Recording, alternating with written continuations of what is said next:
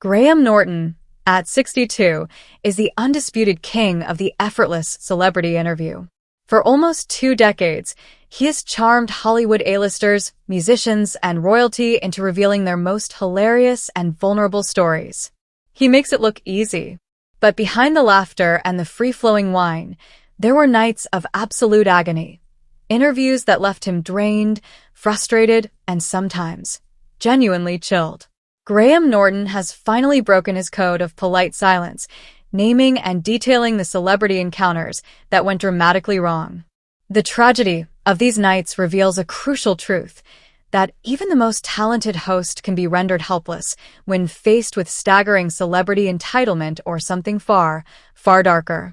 The chaos, the tragedy of Mark Wahlberg. Norton did not hesitate to call his 2013 interview with Oscar nominee Mark Wahlberg hell.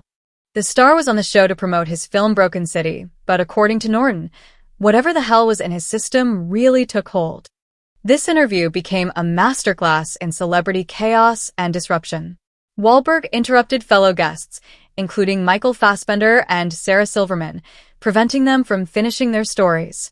The tragedy here was the palpable disrespect shown to the other guests and the relentless difficulty Wahlberg created for Norton, who desperately tried to salvage the segment.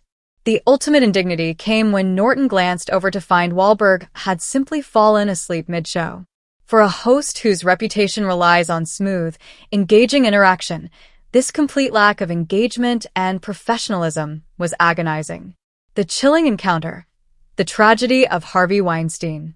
While Wahlberg was merely frustrating, Norton confirmed that the absolute worst person he ever interviewed was the disgraced Hollywood mogul, Harvey Weinstein. Weinstein, a convicted sex offender, appeared on the show in 2015 alongside David Tennant and Olivia Colman.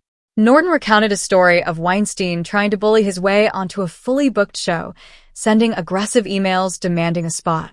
At the time, Norton laughed it off as a typical producer's arrogance. However, in retrospect, after the #MeToo movement exposed Weinstein's predatory behavior, Norton described the emails and the attitude as chilling.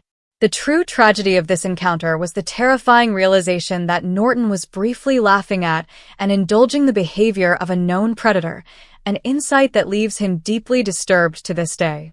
The silence of Robert De Niro. Norton also noted that while not malicious, the acting legend Robert De Niro presented a different kind of tragedy, the benign struggle.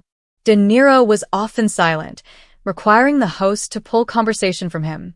On one occasion, De Niro actually started a long anecdote only to stop abruptly, saying, "Why am I telling this?"